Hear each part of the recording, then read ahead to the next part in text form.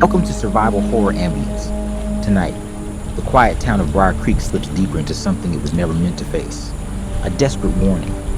A night too still. And the first outbreak that will tear the silence apart.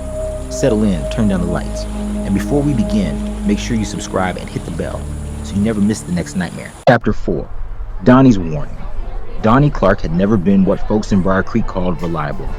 He drank too much, worked too little, and had a reputation for turning little things into big tales. Which was why, when he came barreling into Marge's diner that evening, sweat dripping down his face and eyes wide as dinner plates, nobody rushed to take him seriously. Sheriff.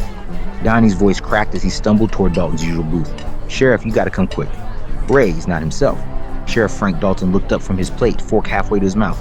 Doc Hollis sat across from him, half a crossword filled in. Both men froze, watching Donnie pant like he'd sprinted a mile. Sit down, Donnie, Dalton said slowly. Catch your breath before you fall over. No time for that. Donnie slammed his hands on the table, rattling the salt shaker. Ray's sick, worse than sick. He wasn't right. Something strange came out of him, Sheriff.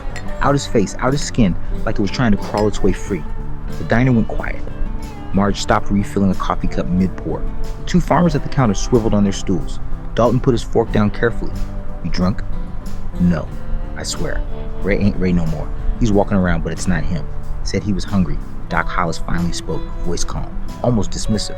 Hallucination. You boys been drinking down by the lake again? Donnie's face twisted. I ain't lying, Doc. I seen it with my own eyes. Something's inside him, like shadows moving under his skin, like something out of a nightmare. Dalton sighed, rubbing his temples. Donnie, listen, you got a history of stretching the truth. Last month, you swore you saw a bear on Main Street. Turned out to be a St. Bernard. I know what I saw. Donnie's fist struck the table, his voice cracking with desperation. Ray's gone, Sheriff. And if you don't do something, he's gonna hurt somebody. The room stayed silent for a beat too long. I believe in checking things out before folks talk themselves into a panic, Dalton said, patting his holster. If Ray's really sick, we'll get him help before it's too late. Donnie's hand shook as he grabbed Dalton's sleeve. You don't get it, Sheriff. He ain't sick anymore. He's gone. Dalton held his stare, eyes hard. Then we'll find out. The three of them rode in silence out to Ray's place, the cruiser's headlights cutting through the dark. Donnie sat in the back, knee bouncing, words tumbling out despite himself. He smiled at me, Sheriff, not Ray's smile, something else. His skin, it was moving, like something underneath pushing to get out. You'll see. Dalton kept his eyes on the road, jaw tight. Hollis muttered, almost to himself, food poisoning. Maybe a seizure. Rest his imagination. But Donnie only shook his head, whispering again, you'll see. When they turned into Ray's drive, the house stood dark and silent, porch-light dead. Too still. Dalton killed the engine. The night pressed close. He unholstered his flashlight, motioning for the others to stay put, and stepped out. Gravel crunched beneath his boots. The front door creaked at the lightest touch. Unlocked. Ray. Dalton called softly. It's Frank Dalton. No answer. Just a heavy silence, thick as the air around them. Then a sound. Wet. Chewing. From the cruiser, Donnie's voice broke in a whisper. Told you. Dalton raised his pistol and crossed the threshold. Sheriff's office was still that night. Too still. Sheriff Grady leaned back in his chair, boots propped on the desks, the steady hum of the fluorescent lights filling the silence. The phone hadn't rung once. No bar fights, no lost pets, no teenagers racing down Main Street. For Briar Creek, that kind of quiet wasn't peace. It was strange. The stillness itched at him. Even outside, the crickets had fallen silent. The only sound was the faint gurgle of the river feeding in from the lake. The same lake Donnie swore up and down had things crawling in it. Grady tried to push the memory of Donnie's voice aside. Worms, Sheriff, crawling into people's mouths. They weren't normal, alive, like they wanted to be inside.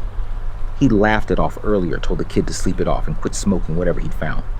But the way Donnie's hands had trembled, his eyes wide and wet, that stuck with him. Across the room, Deputy Tessa leaned against the filing cabinet, nursing stale coffee from a chipped mug. Sheriff, she said carefully, you think maybe Donnie wasn't just high? He looked real shook up. Brady frowned. Boy's been jittery his whole life. Ain't never worked much, spends his nights fishing. Probably jumps at shadows. Tessa stirred her coffee slowly. What about the Johnson's dog? They said it went missing yesterday. Could be something in that lake. Brady shrugged. Coyotes, maybe. But even he sounded uncertain. Chapter 6. The first signs. The night air hung heavy, damp with the smell of the lake. Sheriff Grady and Deputy Tessa drove out to the Johnsons' place, the cruiser's flashing lights painting the trees in streaks of red and blue. The front door was ajar, swaying slightly in the breeze. "Stay close," Grady said, hand on his holster.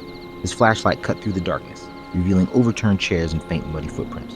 Tessa's voice trembled. "Sheriff, what happened here?" Grady didn't answer. He followed the trail into the living room.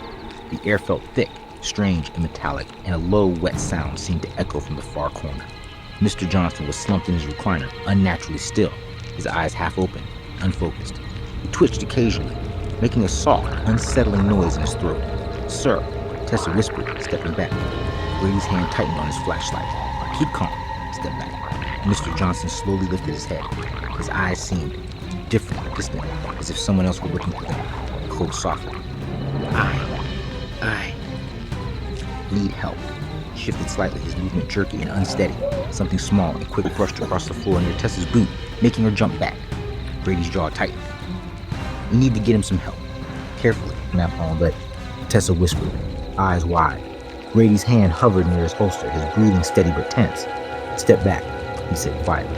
Mr. Johnson moved in an odd, stiff way, as if unsure of himself. His voice was low, strained, almost a whisper. Hungry." He started forward, and Tessa stepped back, her heart racing. Shadows in the room seemed to stretch and twist unnaturally across the floor, flickering with the flashlight beam. Grady swept the light across the room. The shadows shifted again, forming strange, fluid patterns that made the air feel heavier. "There, something's off," Tessa said, voice trembling. "It doesn't feel right." The chair creaked as Mr. Johnson took another slow step. Grady's jaw tightened, recalling Donnie's warning. "This isn't normal," Grady muttered under his breath. "Tessa, we need help. Call it in." The radio crackled with static, then fell silent. Outside, the wind rustled the trees, carrying faint, unplaceable noises from the lake. Shapes seemed to move just beneath the surface, unseen but suggested. Grady gripped a nearby object for reassurance as the room's strange shadows shifted and flickered. Tessa's voice was barely audible. "Sheriff, what's happening?" Grady exhaled slowly, eyes scanning the dimly lit room. It wasn't normal, and the town was about to face something unfamiliar, something unsettling. Briar Creek's nightmare has only just begun. Donnie's warning, the calm before the storm, and now, the first outbreak. The worms are inside, and the town will never be the same. If you survive this chapter, subscribe, hit the bell, and leave a comment below, because darker nights are coming, and you'll want to be ready.